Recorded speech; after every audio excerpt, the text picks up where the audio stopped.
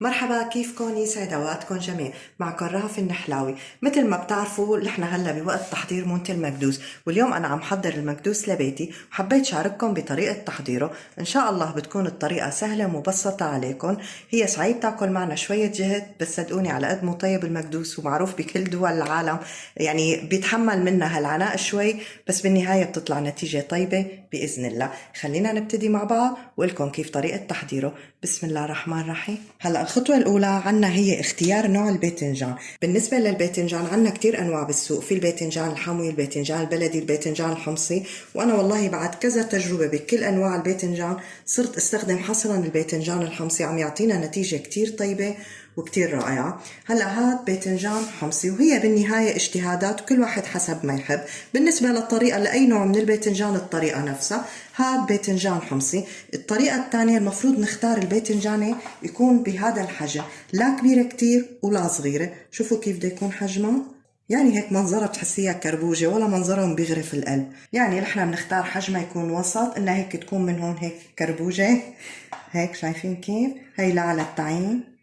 هلا الخطوة الثانية نحن بدنا نشيل هي بس اللي هون. طبعا هي بدنا نحافظ عليها لانه بتمسك لنا الباذنجانة اثناء السلق، ما بيصير نقيمها اذا قمناها الباذنجانة وبتفرط وممكن تنشق مع منا. حصرا بنشيل هي، حتى انت اذا حبيتي تسلقي فيها لهي بيصير، بس اذا انت عاملة كمية كبيرة رح ياخدوا مع منك حجم كبير بالطنجرة ورح تستصعبي عملية سلقهم، ولما بينضغطوا مع بعضهم بتصير كل وحدة من هي بتضرب الباذنجانة اللي مقابلها. لهيك نحن الافضل بس منشيل من هون هيك، منه منخفف حجمه هيك ومنصفهم هون بالطنجرة.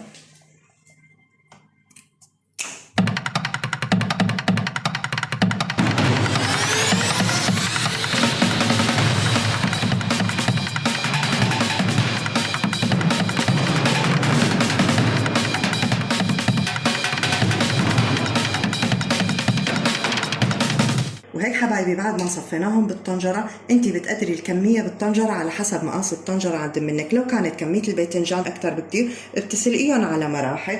طبعا بعد ما صفيناهم حنجيب تتقيلة. موضوع التتقيلة ضروري جدا مشان نحن لما نعبي مي ما يفوش الباذنجان لفوق وقسم ينسلق والقسم اللي على الوش ما يعود ينسلق معنا ويتخربطوا مع بعضهم يطلع شي مسلوق وشي ماله مسلوق. لهيك موضوع التتقيلة ضروري جدا. اذا انتي ما عندك من هي التتقيلة فيك تحطي اي صحن وتحطي فوق منه تعبي طنجرة صغيرة فيها مي، او تلاقي الطريقة اللي انت بدك اياها. المهم انه نتقلهم مشان ما يحرقوا مع منا. يفضل المي تكون سخنة لعدة اسباب، من ضمنهم اختصارا للوقت، والسبب الثاني اللي هو الاهم عشان نحافظ على الباذنجان انه يضل اشقر، ما ننتظر وقت طويل لبين ما تغلي المي وبعدين ننتظر وقت على سلقه. هيك بهالطريقة هي بنضل محافظين على شقاره.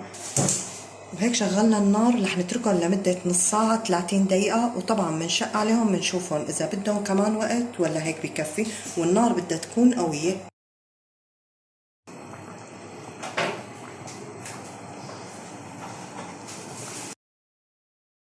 هلا رح كب عنهم المي السخنة وحط لهم مي باردة. وهلا بعد ما نزلت عنهم المي السخنة رح احط لهم مي باردة، وهي الخطوة ضرورية مشان تحافظ انه الباذنجان يبرد مع هيك يفرط يدوب معنا، وبنفس الوقت بتحافظ على لونه. حاول اغسلهم كلهم مي. شايفين كيف لما حطيت لهم التتقيلة كيف حافظت عليهم؟ شوفوا كيف بقدر عارفة كيف لسه هيك. شايفين مجرد كبستها هيك استوت مع مني. بدنا ننتبه انه ما نسلقهم كثير مشان ما تفرط الباذنجانة، وبنفس الوقت ما نقيمهم هن بحاجة سلق اكثر مشان ما يجلد مع منا المكدوس. ونحن عم نسلقهم بس نقطع عن نص ساعة، منشق عليهم ومنشوف اذا كانوا بحاجة لوقت اكثر ولا لا حسب نوع الباذنجان. شايفين كيف هلا بعد ما حطينا لهم مي باردة نجي منقيم هي. شايفين كيف تطلع؟ شوفوا ما شاء الله. هلا انا تركتهم بالمي الباردة بس لحسيتها بردت وقدرت اني امسكها بايدي.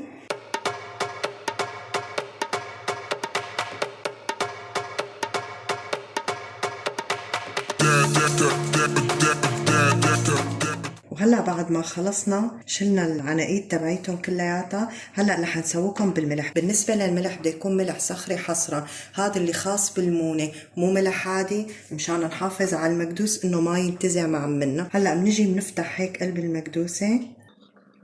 شوفوا ورجيكم قلبها. بسم الله الرحمن الرحيم. شوفوا كيف قلبها ابيض ابيض ما شاء الله. يعني هالخطوات اللي قلتلكن عليها اذا منتبعها بنحافظ على شعار المكدوسه من برا وانه يضل قلبها ابيض وما احلاها. بالنسبه للملح انا ما حاجي مثلا اعجقك واقول لك مثلا حطي كيلو لهالكميه هي ولا نص كيلو، لا لا لا ابدا. ممكن انت تكوني سالقه 5 كيلو باذنجان، ممكن تكوني عامله 50 كيلو باذنجان، مو شرط. انت قيمي الملح حسب حجم الباذنجانه. تقريبا الباذنجانه بتاخذ معنا نص معلقه من هي المعلقه الصغيره، ولا تخافي من كتره الملح. بسم الله الرحمن. شوفوا كيف بنسوقه. بناخذ هيك شويه ملح، بدك بايدك بدك بالمعلقه، بس انا بصراحه بحب ساوي بايدي. بغلفها هيك كلياتها بالملح وبصفهم هون قدام مني. بتاخدي هيك فتحتها جنابي، طبعا الفتحة لا بصل لفوق ولا لتحت، بس بالنص يعني قدر سنتين. انت اختاري الطريقة اللي بدك اياها، بدك بالمعلقة بدك بايدك، ولا تخافي من كترة الملح. كمان ما فينا نقلل الملح مشان ما يهلهط معنا.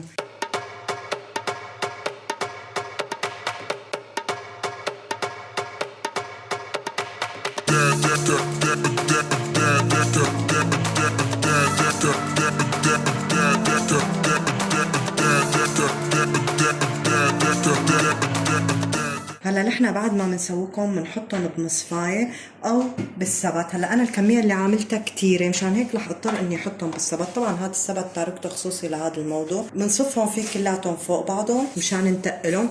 ونحن كل ما نصف لما بنخلص طبقه وبدنا نصف الطبقه الثانيه بنعمل هيك رشه من الملح عليها. ومثل ما قلت لكم لا تتخوفوا من كتره الملح. بنرجع بنصف طبقه بنرد من رشه ملح وعلى نفس النظام بنكمل. وهيك حبايبي بعد ما خلص من سلق الكميه اللي عند مني وسوقتها كلها بالملح، مثل ما قلت لكم بتحطوها بمصفايه او بالسبت حسب الكميه ما تاخذ عند منكم. وما بننسى انه بنحط تحت منا اي طبق، صينيه، طنجره، لانه هن هلا الباذنجان بده يصفي وبده يشر ميته. وهيك حبايبي بعد ما حطينا التتقيله بنتركهم لمده يومين. بس باليوم الثاني بنحاول نتقل الوزن اكثر، اما بنحط طنجره مقاس اكثر او بنعبي عيار المي اكثر باليوم الثاني مشان نضمن الباذنجان انه صفى على الاخير قبل ما نبلش نشتغل فيه ونحشي. وهيك أصدقائي بعد ما مرق علينا من الوقت يومين صار لازم نحضر الحشوة مع بعض حتى نبتدي نحشي الباذنجان. بسم الله الرحمن الرحيم. بالنسبة للحشوة أول مكون أساسي هو عنا اللي هو الجوز اللي هو عين الجمل. أنا فرمتهم وحضرتهم، بدهم يكونوا مفرومين فرم بقطعة خشنة، مو نبشرهم بشر، هيك بتطلع نتيجتها أطيب وأظرف. نقطعها هيك تقريبا القطعة بده يكون مقاسها. انا فرمتهم كلهم على السكين مشان اختصر الوقت. المكون الثاني اللي هو دبس الفليفله، الفليفله الحمراء هي اللي بنشتريها من السوق مثل الفليفله الخضراء. انا قطعتها وغسلتها وفرمتها على الماكينه وبنحطها لمده ليله كامله على المصفايه مشان تصفي ميتها على الاخير مشان ناخذها ناشفه.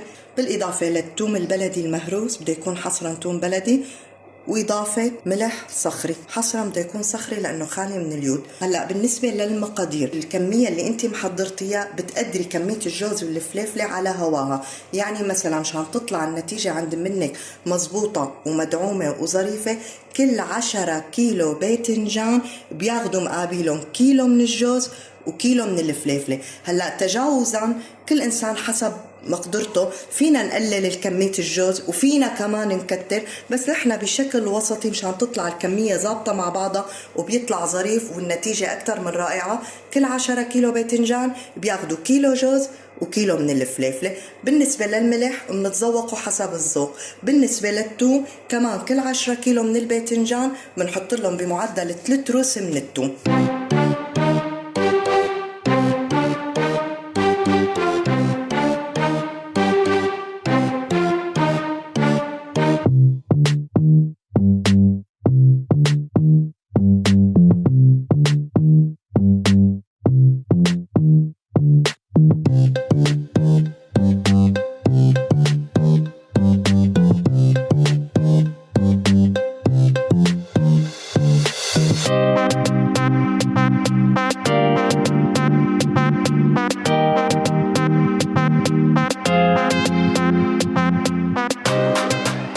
هيك حبايبي بعد ما حطينا المكونات ما حنقدر نكمل بالمعلقة، اجباري لازم هيك نتبلهم بهدوء بايدنا.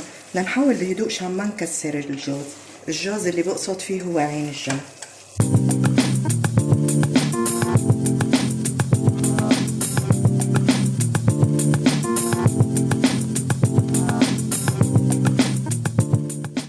حبايبي بعد ما خلصنا الحشوة وقلبناها بقلب بعضها، قلبناها منيح وبطريقة معينة، هلا رح اتذوقها مشان نشوف ملحها، اذا كان الكمية اللي حطيتها تمام، واذا كانت بحاجة بضيف لها شوية ملح مشان نبتدي نحشي مع بعض. وهيك انا بعد ما تذوقتها لقيتها بحاجة هيك قدر معلقة ملح. وهلا رح نبتدي حشي. ناخذ من الباذنجان، شايفين كيف الباذنجان بعد ما كبسناه، شوفوا منظره كيف عامل، شايفين؟ هلا بناخذ هيك، بنقدر نحن نسحب شوي نصفهم قدامنا، نشوف وين كاننا فاتحينها، بندخل صباعنا هيك فيها، شوفوا قلبها كيف ابيض ما شاء الله، ندخل صباعنا هيك. هلا انت براحتك بتحشي بالمعلقه، بتحشي بايدك، شوفي اللي بيناسبك. طبعا كمية الحشو كمان اختيارية، فيكي تكتري وفيكي تقللي. نعمل هيك، نحاول نعبي الباذنجانة كلها، ندخلها هيك، شايفين كيف؟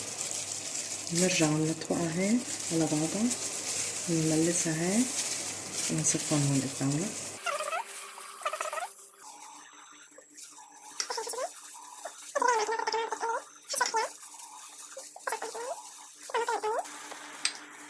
مثل ما قلت لكم الكمية الحشو اختياري، بس والله بصراحة كل ما كترنا الحشو بقلبها بيطلع طعم المكدوس أطيب. حتى الفلفلة الحمراء أنا بحبها كتير، ممكن تقللي الكمية ممكن تكتريها. شايفين كيف هيك بنطبقها على بعضها ونصفنها.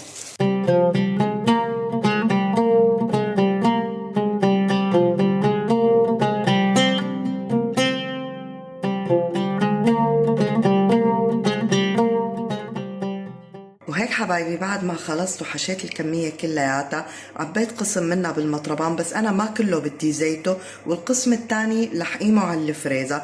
طريقة الفريزر كتير سهلة وبسيطة، حقلكن عليها كيف. نفس المعيار اللي انتي بدك تحطيه بالمطربان بتعبيه بكياس فريزر وبتحطيهم بالفريزر. وقت انتي بدك اياه بتنزليه من الفريزر، بتحطيه بالمصفى لمدة ليلة واحدة، بتضغطيه وتاني يوم بترجعي بتعبيه بالمطربان وبتزيتيه بالزيت. والله بيطلع كتير طيب. بالنسبة لهدول المطربانات نحن هلا لازم نطبه لمدة ليلة مشان نضمن انه اذا في اي بقايا من السوائل ان كان للباذنجان ولا الفليفلة بتنزل المي كلياتها. بالنسبة للزيت انا بفضل يكون زيت الزيتون حصرا.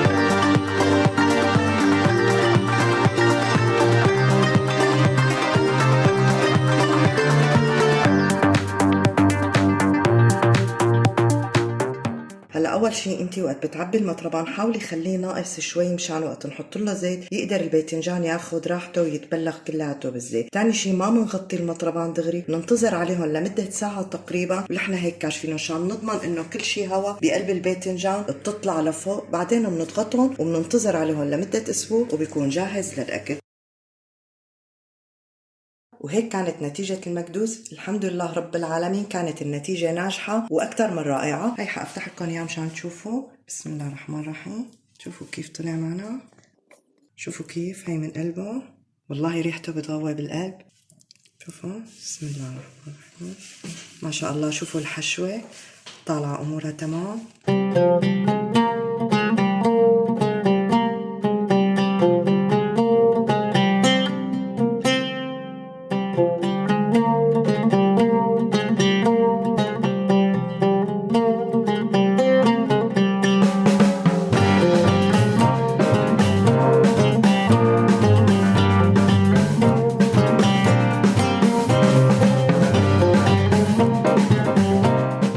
وهيك حبايبي وصلنا لنهاية حلقتنا، ويا رب الفيديو يكون نال إعجابكم وتكون طريقة تحضير المكدوس عجبتكم، وإن شاء الله اللي بتعملها بنفس الطريقة بتطلع منا ناجحة وظريفة. وإن عجبكم الفيديو لا تنسوا تحطوا لايك وشير وتشتركوا بالقناة وتفعلوا الجرس حتى يصلكم كل شي جديد. سلام.